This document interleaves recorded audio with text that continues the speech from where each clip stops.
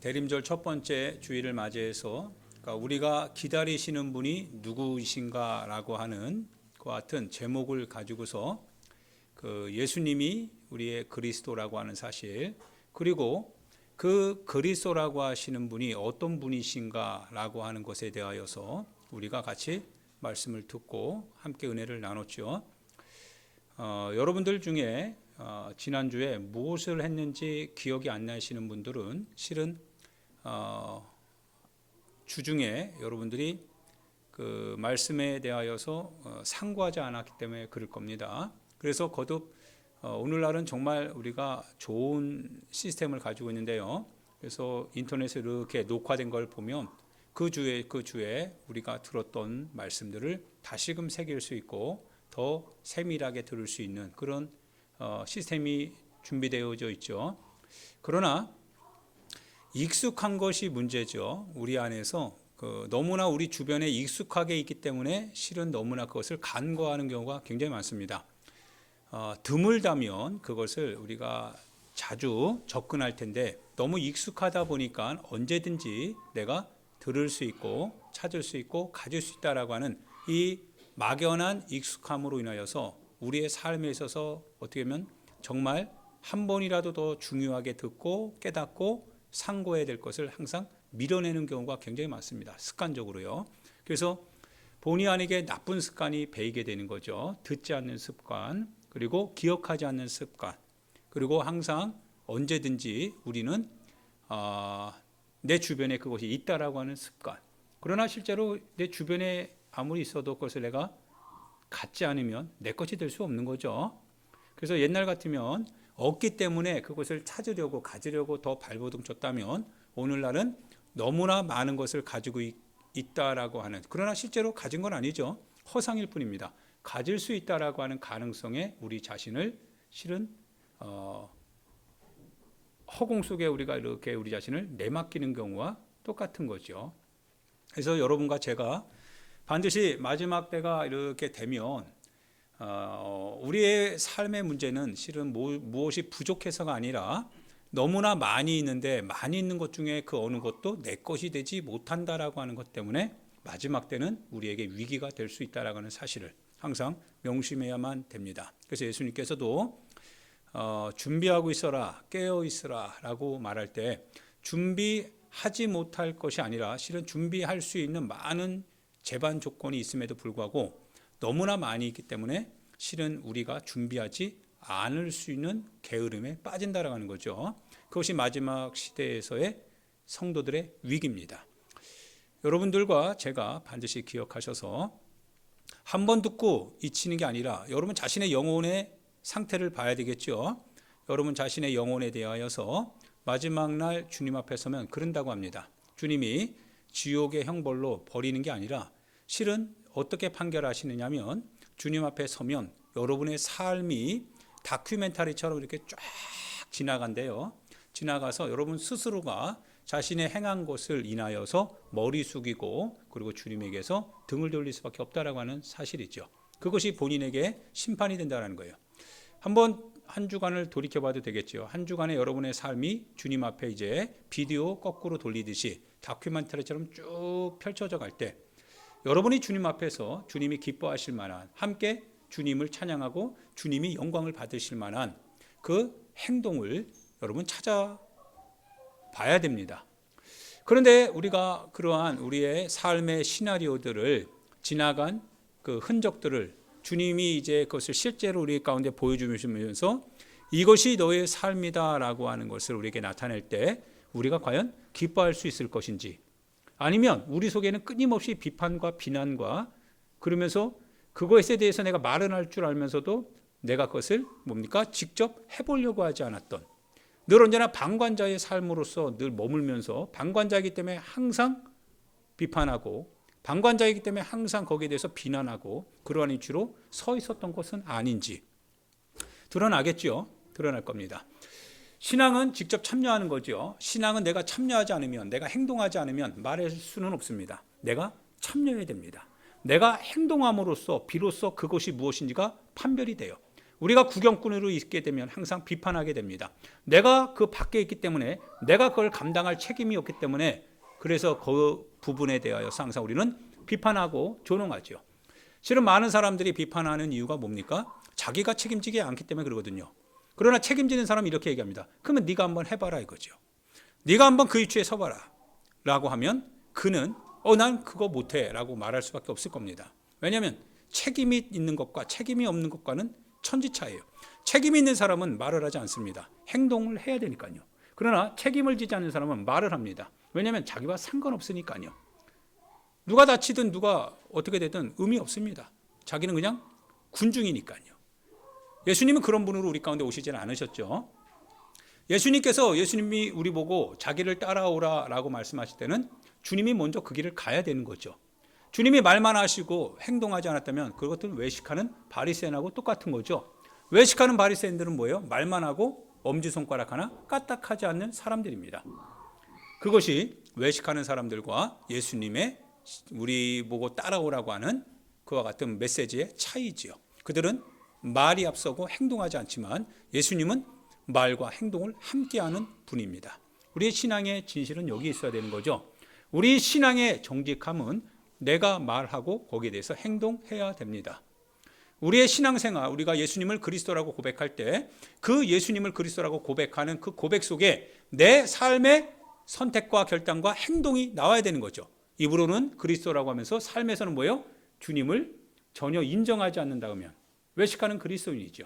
주님이 우리의 삶에 대해서 그리스도가 되십니다. 구원자가 되십니다. 내 삶을 이끌어 가실 책임자가 되십니다. 우리가 그렇게 말을 해놓고 나서는 돌아가서는 그리스도가 내 삶의 주인이 아니다라고 하는 그런 행동들, 순종하지 않지요. 따르지 않지요. 듣지 않지요. 그리고 그의 선택에 내 자신을 맡기지 않지요. 그러면서 우리가 주님을 그리스도라고 말한다면 그것은 거짓말이지요.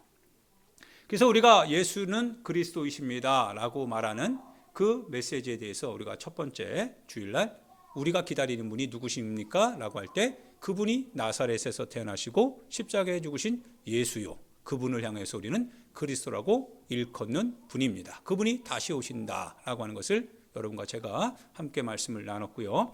그러면 오늘은 어떻게 주님을 기다려야 되는가라고 하는 겁니다. 우리는 예수님을 그리스도라고 고백하면서 그러면 우리는 그분을 어떻게 기다려야 되는가라고 하는 것에 대해서 함께 깨달아야 되겠죠. 예수님께서 세상의 징조, 마지막 때가 되면 일어날 수 있는 여러 가지 상황에 대해서 얘기하시고 나서 그 다음에 제자들을 보시면서 하는 얘기가 그렇습니다. 반드시 너희들이 뭐 해야 되냐면 첫 번째 알아야 된답니다. 따라해 볼까요? 반드시 알아야 됩니다. 반드시 알아야 된다라고 하는 거예요. 반드시 알아야 된답니다. 그러니까 예수님께서 말씀하실 때 굉장히 긴장감 있게 얘기하셨겠죠. 긴장감 있게 제자들이 예루살렘의 화려한 그 황금성을 바라보면서 감탄에 젖었을 때 예수님은 감탄이 아니라 예수님은 탄식을 하셨죠. 탄식하는 예수님과 감탄하는 세상을 이렇게 비교해 볼 때 우리가 세상 따라간다면 예수님을 이해 못합니다. 예수님의 뜻이 뭔지를 몰라요. 그러나 우리가 예수님의 뜻을 생각하다 보면 이렇게 화려하면 화려할수록 그 안에 감춰져 있는 비통한 그 사건에 대한 결과를 분명히 우리가 알게 되는 거죠. 알아야 된다는 거예요. 그저 세상 살아가는 그대로 사는 인생이 아니라 그 세상 속에서 하나님께서 무엇을 우리에게 말씀하려고 하시는지에 대하여서 반드시 너희가 알아야 된다라고 하는 말씀을 하시는 겁니다. 그래서 우리가 33절에 보니까요. 이와 같이 너희도 이 모든 일을 보거든 라고 하는 표현을 합니다. 우리가 본다라고 하는 건 뭐예요? 우리가 지금 현실 속에서 겪고 있다라고 하는 거죠. 우리가 지금 현실 안에서 겪고 있는 이 모습을 보면 뭔가 좀 꺼림칙하지요. 부흥의 시간이 아니라 무슨 시간이에요? 꺼지는 시간 같은 느낌을 우리가 받고 있어요. 그래서 이 코로나라고 하는 이 단서를 우리가 통해서 들어봐도 실은 뭐예요? 전체적인 분위기가 교회에 선한 영향력을 끼치는 분위기는 아니에요. 오히려 교회의 틀을 자꾸 뭐예요? 이제 걷어내려고 하는 작업을 하는 것 같죠. 사람들의 마음이 냉랭해진 것을 오히려 이제 세멘트를 발라서 딱딱하게 굳어지게 만들려고 하죠. 성도들 안에도 마찬가지 아닌가요?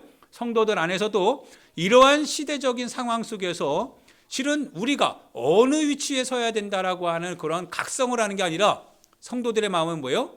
오히려 비판과 비난과 불안함과 그리고 무엇인가 하나의 어떤 교회에 대하여서 자기 자신이 떨어져야 될 이유를 찾는 경우가 오늘 이 시대에 굉장히 많이 있죠. 우리가 이런 모든 것들을 보고 있다라는 거예요. 너무나 적나라하게 듣고 있다라는 겁니다. 그러면 예수님께서 말씀하시는 건 뭐예요? 이 징조라고 하는 거, 이거는 징조일 뿐입니다. 징조를 통하여서 그러면 우리는 무엇을 들어야 되느냐 이거예요. 어리석은 자는요, 징조를 보고 징조를 듣지만 그러나 행동하지 않습니다. 그래서 미련한 자는 지금 뭐예요? 등을 두들겨 맞아도 돌아서면 잊어버려요. 그러나 지혜로운 자는 그와 같은 슬기로운 자의 훈계를 듣고 꾸지람을 듣고 채찍을 맞고 그대로 뭡니까? 그 의인의 슬기가 자기의 지혜로 만들어버립니다. 그것이 바로 지혜로운 자의 모습이지요. 예수님께서 이러한 징조를 우리 가운데 말씀하시면서 그러면서 그 안에서 너희들이 깨달아야 된다는 거예요. 반드시 알아야 된다는 거예요. 무엇을 알아야 되는 거예요? 인자가 가까이 곧 문 앞에 이른 줄 알라라고 하는 거죠. 여러분이 기다리시는 예수님이 문 앞에 이르렀다라고 하는 것을 여러분이 반드시 알아야 됩니다라고 하는 것을 예수님이 말씀하셨다라고 하는 거예요. 여러분, 예수님, 여러분이 기다리는 그리스도이신 그 예수님이 여러분 인생의 문 앞에 와 있다라고 하는 겁니다. 살아있을 때 우리가 주님을 만나면 성경에 의하면 살아생전에 우리가 주님을 만나면 바울 선생님이 그토록 고대했던 우리 육체가 이제 신령한 몸으로 변한다고 했습니다. 즉, 이 소마 푸시티콘이라고 하는 이런 단어를 쓰는데요. 그것은 이제 우리의 지금 멸망하고 소멸하는 연약함에 휩싸여 있는 이 육체고, 그러나 주님이 오셔서 우리가 바뀌어지게 될 그 몸은 소마 이 푸뉴마티콘, 그러니까 영적인 몸이라고 표현을 해요. 그래서 나도 살아 있으면서 바울이 하는 얘기예요. 바울 선생님이 내가 이렇게 내 육체가 후퇴하면서 죽음을 보고 싶지 않다라고 하는 거예요.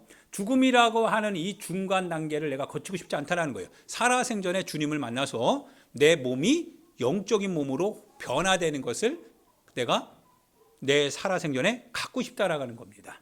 그러니까 여러분과 저는 지금 살아있는 거죠. 살아있는 지금 이 시간에 주님을 우리가 만나게 되면 여러분과 제가 어떤 몸으로 바뀌어요? 신령한 몸으로 갑자기 바뀐다라고 하는 거예요. 그 몸의 특질에 대해서 얘기하지는 않았어요. 그러나 육의 몸이 있다면 영의 몸도 있다라고 말씀하시면서 우리가 다 호련히 그와 같이 영광으로 바뀔 것을 너희가 알지 못하느냐라고 표현하면서 이러한 일이 주님으로부터 발생된다라고 하는 것을, 그래서 그것을 사도 바울 쌤이 그것을 계속 고대하고 있다는 것을 말하고 있다는 거죠. 그러나 여러분들이 그래서 이 주님이 오시는 이 순간 곧 다가왔다고 했어요. 주님이 문 열고 딱 다가오시면 여러분과 제가 호련히 바뀌어진다라고 하는 것이죠. 그러나 두 가지 사건이 벌어진다고 했어요. 첫 번째는 생명의 부활로 나오는 사람이 있는 반면에 멸망의 부활로 나오는 사람이 있다고 했어요. 그러니까 생명 가운데 주님과 함께 하나님의 나라로 들어가는 사람이 있는 반면에 멸망의 부활로, 그건 여러분 자신이 아는 거죠. 여러분 자신이 항상 경험을 하셔야 돼요. 실제적으로 여러분 자신이 거울 앞에 딱 서고서 영적인 거울 앞에 서서 내 자신의 한 주간의 삶, 한 달간의 삶, 1년을 돌아보면서 삶을 돌이켜봐야 되죠. 내가 교회 안에서 어떠한 역할을, 내가 삶의 현장에서 내가 그리스도인으로서 마땅히 내가 해야 될 어떠한 책임을, 그것을 한번 돌이켜보는 겁니다. 그리고 하나하나 적어보는 거예요. 내 삶에 있어서 내가 주님 앞에 칭찬받을 수 있는 것이 과연 무엇이 있는가? 아니면 내가 책망의 대상이 될 수 있는 부분은 어느 것이 있는가? 여기에 대해서 우리 스스로를 한번 점검해 볼 수 있는 게 굉장히 중요하죠. 영적인 거울 앞에 우리 자신들이 반드시 서야 됩니다. 인자가 가까이 곧 문 앞에 이른 줄을 알아야 된다라고 합니다. 그러나 얼마나 놀라운 것은요, 그때는 노아의 때와 같다고 했어요. 마치 노아의 때와 같아가지고 왜 아는데, 알아야 되는데, 그리고 알면 알수록 노아의 때의 이 상권을 우리가 상기하면서 우리는 더 준비해야 되는데, 그런데 놀라운 것은요, 우리가 이 주님의 때를 알면 알수록, 그런데 시대를 보면 어떤 시대가 되냐면 알면 알수록 더 모르는 시대가 되더라 이거예요.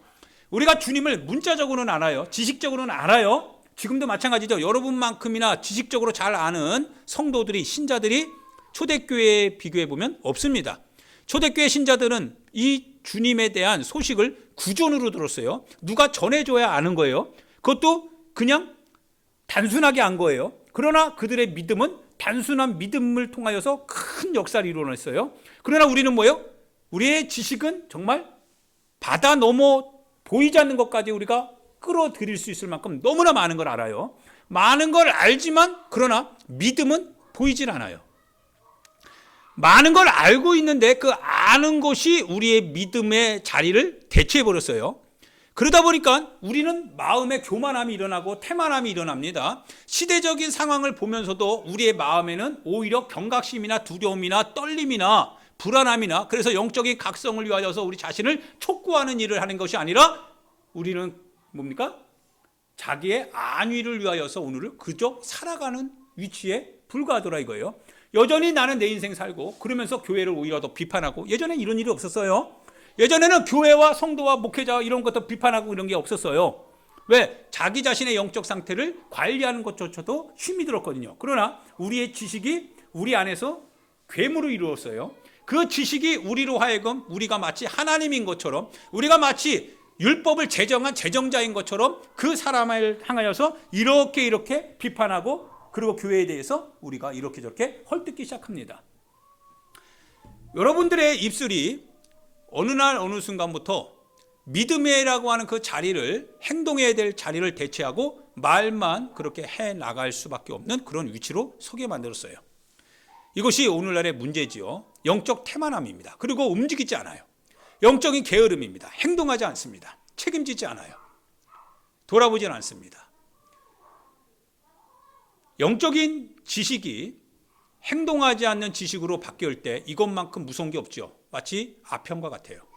행동하지 않는 지식, 말만 없애는 지식, 정말 무서운 시대입니다.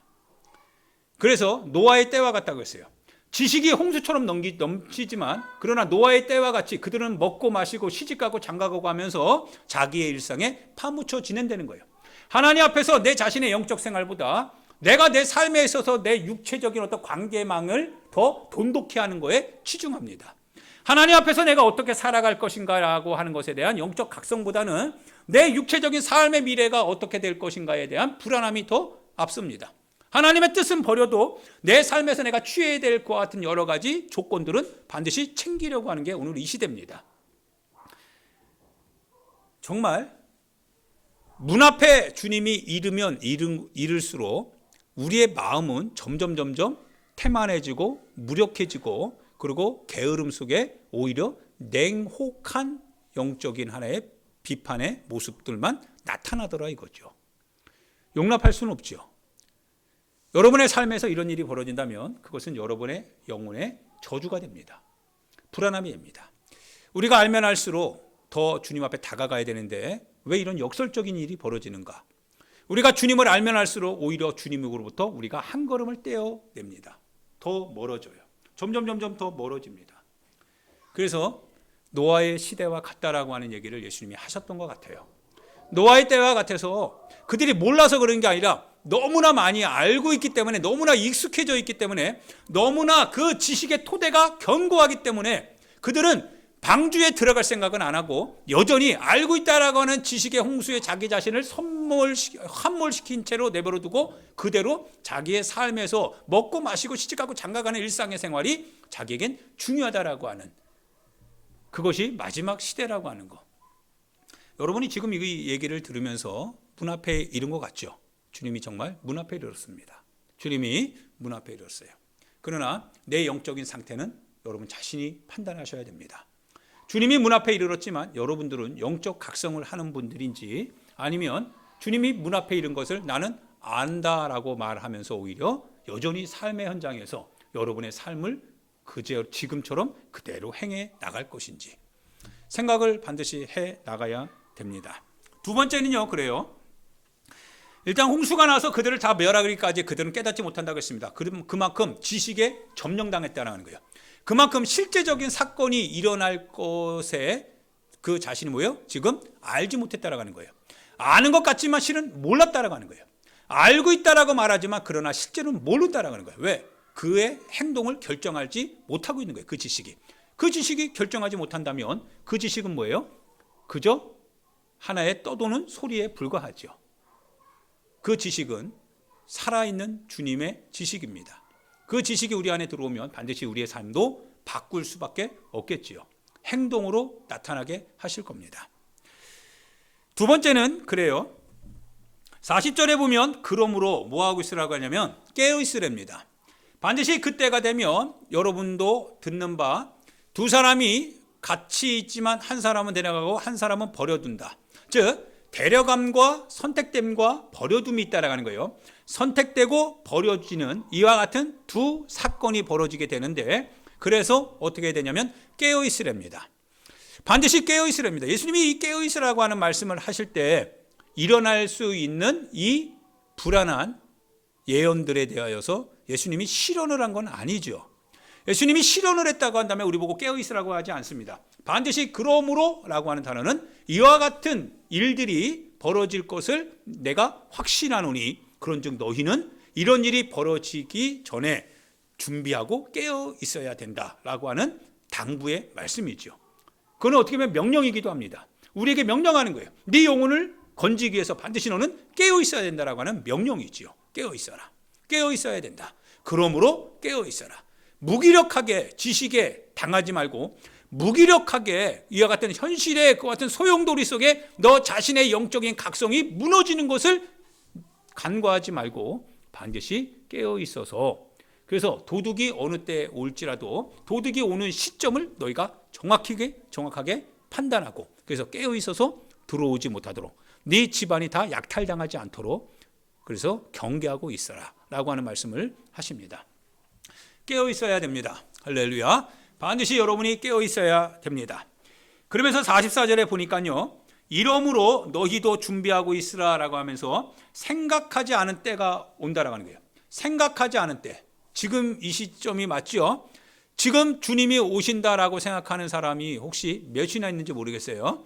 주님이 생각하지 않은 때에 올 수 있다라고 하는 가능성. 이걸 여러분과 제가 명심해야 됩니다. 즉 지금 이 시간에도 주님이 오실 수 있다라고 하는 하나의 어떤 재림에 대한 그 영적 각성이 여러분과 제 안에 있어야 된다는 거예요. 이것이 없다면 여러분들은 영적 생활을 하지 않습니다.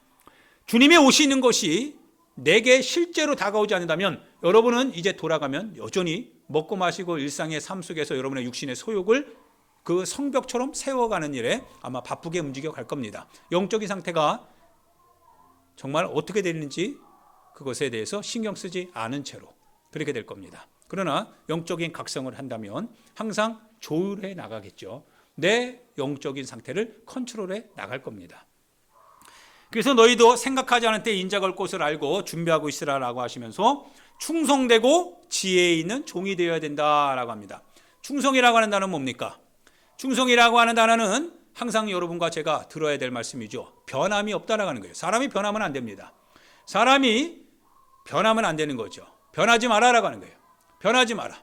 시대는 변하고 환경도 변하고 현실도 변하고 우리의 장소와 처소와 우리가 살아가는 모든 방식과 사람이 말하는 모든 것들도 다 변합니다. 법도 변해요. 그러나 너희들은 주님의 이 마지막 때를 향한 그 예언의 말씀 앞에서 반드시 변하지 말아야 된다는 거예요. 하나님의 말씀이 변하지 않기 때문에 너희들도 변하지 말아야 되는 거죠. 우리가 신앙을 지킬 수 있는 이유가 뭡니까?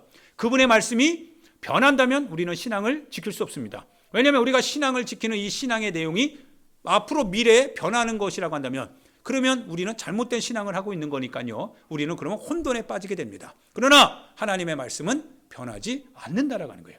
변하지 않기 때문에 너희들도 뭐하라고 하는 거예요? 예수님이 충성이라고 하는 단어를 쓰는 겁니다. 충성해라. 하나님의 말씀에 충성하라는 거예요. 시대를 초월하여서 어떤 상황에 대하여서도 하나님의 말씀 앞에 충성하라. 충성하라 하는 거예요. 변하지 말아라고 하는 거예요. 변하지 마라. 오늘은 내가 하겠다. 내일은 하지 않겠다. 그러지 말라는 거예요. 내 자신의 어떤 상황이 온다 할지라도 그러나 하나님의 말씀 앞에서 내 자신이 스스로 주인 되려가지 말고 하나님의 말씀만이 오직 내 삶의 주관자 되심을 인정하고 내가 비록 어떤 상황에 처한다 할지라도 내 상황에 따라서 하나님의 말씀을 버리고 선택하는 것이 아니라 항상 하나님의 말씀을 선택하는 그런 충성된 사람이 되어야 한다라는 사실입니다. 그리고 두 번째는 지혜가 있어야 된다라는 말씀을 하십니다. 사람이 지혜가 있어야 돼요. 무식하게 충성하는 것도 굉장히 좋습니다. 그러나 때로는 정말 지혜가 있어야 됩니다. 지혜롭게 그걸 어떻게 나눌 것인가, 지혜롭게 그것을 어떻게 함께 할 것인가 라고 하는 지혜가 있어야 됩니다. 충성되고 지혜로운 자가 되어야 됩니다. 이 지혜는 잔머리가 아닙니다. 잔꾀가 아닙니다. 실익을 따지는 것 같은 계산기 드리는 게 아닙니다. 이 지혜는 하나님의 뜻을 내가 어떻게 내 삶의 현장에서 잘 실천해 날 것인가에 대한 내 자신의 접근 방법입니다. 지혜지요. 지혜롭게 포기하는 게 아닙니다. 내가 불가능한데 그러면 그것을 불가능하다고 해서 포기하면 충성이 아닙니다. 그러면 어떻게 충성해야 됩니까? 불가능하지만 내 손에서 할 수 있는 부분이 어느 정도까지 될까? 그 정도까지라도 내가 반드시 하고 할 수 있는 다음 사람에게 바통을 넘겨줘야 되겠다. 지혜지요. 지혜입니다. 내가 먼저 하나하나 해 나가는 겁니다. 신실하게 충성스럽게 그것을 해 나가는데 내 자신의 역량에 비례하여 내가 지혜를 발휘하여 그것을 해 나가는 겁니다. 지혜입니다. 어떤 사람은 시간이 많은데 그래서 그 사람이 시간을 다 쏟아서 주님 앞에 충성합니다. 기도하고 다 합니다. 봉사하고 섬깁니다. 그런데 어떤 사람은 바빠요. 바쁜 사람에게 그 사람 시간이 많은 사람처럼 그렇게 하라고 하면 그거는 지혜롭지 못한 거죠. 그런데 바쁜 사람이 할 수 있는 방법이 있어요. 그게 바로 지혜지요. 자기 안에서 포기하는 게 아닙니다. 나는 이러니까 못해 이게 아니라 내가 이 정도밖에 할 수 없는데 그러면 그 정도밖에 할 수 없다고 하면 그 영역 안에서 내가 어떻게 주님의 뜻을 가장 효율적으로 최상의 것으로 만들어낼 것인가에 대하여서 내 능력의 분량을 따라 해나가면 됩니다. 지혜로운 거지요. 할렐루야. 지혜롭게 해야 됩니다. 충성되고 지혜로운 종이 되어야 된다. 자, 그러면서요.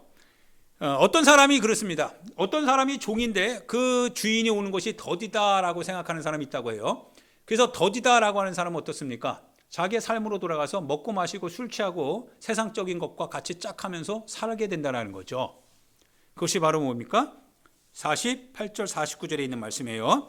만일 그 악한 종이 마음에 생각하기를 야 주인이 더디 오신다 라고 하는 거예요. 교회가 여러분 가운데 신앙생활할 수 있도록 여러 가지 조건과 제반 상황들을 여러분이 신앙생활할 수 있도록 열어줍니다. 예, 성경을 읽으라고 권면도 하고요. 예, 여러분들하고 예배 참석을 잘 할 수 있도록 여러분에게 계속 강요합니다. 여러분에게 어떠한 일이 있어도 여러분의 상황 속에서 하나님의 뜻을 지켜나갈 수 있도록 교회가 그 지지 선언을 합니다. 충분히 그렇게 다 하고 있어요. 그러나 여러분들 스스로가 악해지는 거예요. 나는 그것과 상관없다는 거예요. 스스로 벽을 딱 치고서 뭡니까? 주인이 더디 온다라고 하는 거예요. 교회는 주님이 곧 다가올 것을 항상 예상하고 다가올 주님 앞에서 어떻게 신앙생활해야 되는지에 대한 지침을 교회가 계속 알려줍니다. 그러나 우리 자신들은 악해가지고 우리는 주인이 더디 오신다는 거예요. 더디 오신다는 거예요. 그래서 예배 참석하지 않아요. 하나님의 말씀과 우리는 관계하지 않아요. 하나님의 명령 앞에서 우리 자신의 삶을 순종시키지 않습니다.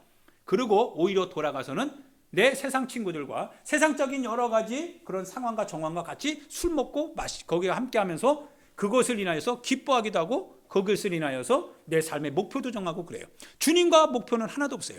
주님 앞에서 내가 해 나가야 될 비전이나 이런 것은 전혀 없어요. 단지 내 삶의 목적을 이루는 거. 육체적인 사람이고 악한 종들이죠. 이 사람들이 세상적인 친구들을 데리고 사는 거예요. 세상적인 사람들의 그와 같은 처세술, 세상 사람들이 말하는 그와 같은 지식들, 세상 사람들이 말하는 세상을 어떻게 살아갈 것인가에 대한 그와 같은 소리는 민감하게 받아들여서 그것으로부터 가지면 좋아하고 없으면 불안해하고 동료들을 때리며 술 친구들과 더불어 먹고 마시게 되면 생각하지 않은 날, 알지 못하는 시각, 즉 알아야 되는데 알지 못했고 반드시 깨달아야 되는데 깨닫지 못하여서 그 생각하지 않은 그날 그 종의 주인 주님이 오신다는 거죠. 주님이 오셔서 그래서 그 외식하는 자가 받는 엄한 벌에 처할 때 거기서 슬피 운다는 거예요. 슬피 울 것이다. 사랑하는 여러분, 어떻게 기다려야 됩니까? 반드시 알아야 됩니다. 주님이 누구신지를 알아야 돼요. 그분이 여러분이 고백하는 그리스도가 바로 누구신지, 그분이 바로 나사렛의 예수 그리스도라고 하는 사실을 아셔야 됩니다. 그분이 어떠한 생애를 사셨는지 아셔야 됩니다.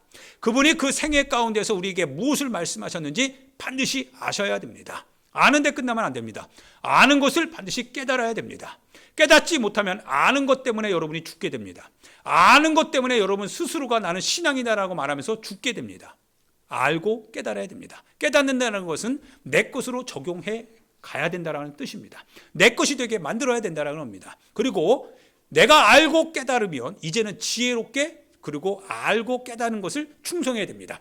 충성하되 지혜롭게 해 나가야 됩니다. 그래서 주인이 오실 때 기뻐해야 됩니다.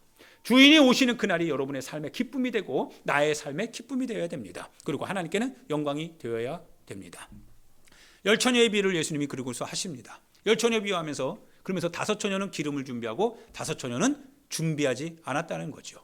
준비하느냐 준비하지 않느냐, 이것이 관건이 됩니다.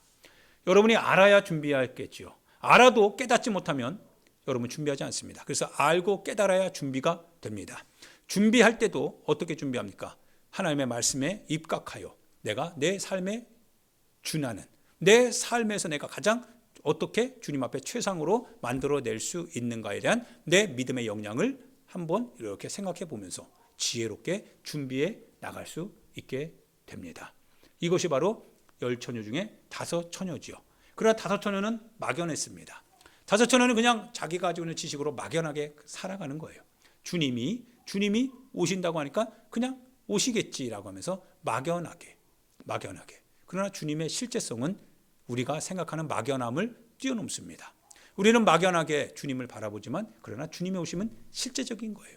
실제적인 것이기 때문에 우리는 실제적인 주님의 그 기다리심을 생각하면서 반드시 시간을 초월해서 내 생각을 넘어서 내가 준비하는 이 모든 것들이 주님을 맞이하는 그와 같은 방향과 일치되어야 된다는 것을 반드시 깨닫고 내가 내 삶에 안주하는 것이 아니라 내 삶에서 하나님의 뜻을 매일매일 잘 준비해 나가는, 오늘 안 오시면 내일, 그 내일 안 오시면 1년 이내에 오실 수도 있다라고 하는 것 같은 가정하에 또 준비하고 계속적으로 준비해 나가면서, 그러면서 우리 자신의 이 신앙의 불이 꺼지지 않도록 항상 여분의 기름을 만들어 가는 그런 여러분과 제가 되어야 하겠습니다. 할렐루야. 어떻게 준비해야 됩니까? 반드시 알고 깨닫고 그리고 충성되게 지혜롭게 행해야 됩니다. 할렐루야. 주님이 오실 때 그분이 그리스도이심을 알고, 그래서 여러분이 잘 준비되어서 주님과 함께 하나님의 나라에 함께 들어갈 수 있는 그런 축복받은 여러분과 제가 되기를 예수님의 이름으로 축원드립니다. 기도합니다. 우리 하나님 앞에 같이 기도할 때요, 여러분의 삶을 반드시 돌아보시길 부탁드립니다. 여러분의 삶을 돌아보시되 현실 속에서의 여러분의 영적인 여러분의 모습을 살펴야 됩니다. 여러분은 영적인 삶을 살았습니까? 육적인 소욕 가운데 여러분이 휘말려서 살아왔습니까? 영적인 소욕을 인하여서 여러분들이 주님의 뜻에 따라 살았습니까? 아니면 여러분의 육적인 삶을 위하여서 그 안에서 살려고 발버둥 쳤습니까? 심은 대로 거두게 됩니다. 반드시 여러분이 영적으로 심어야 됩니다. 주님이 다가오셨고 다가오신 주님 앞에 우리가 설 수 있는 방법은 영적인 삶 그 외에는 없습니다. 이 시간 우리 주여 한번 주님을 부르면서요, 영적인 사람이 되게 해달라고, 영적인 삶을 살아가는 그와 같은 주님의 신부가 되게 해달라고 우리 같이 하나님 앞에 기도하는 시간 갖도록 하겠습니다.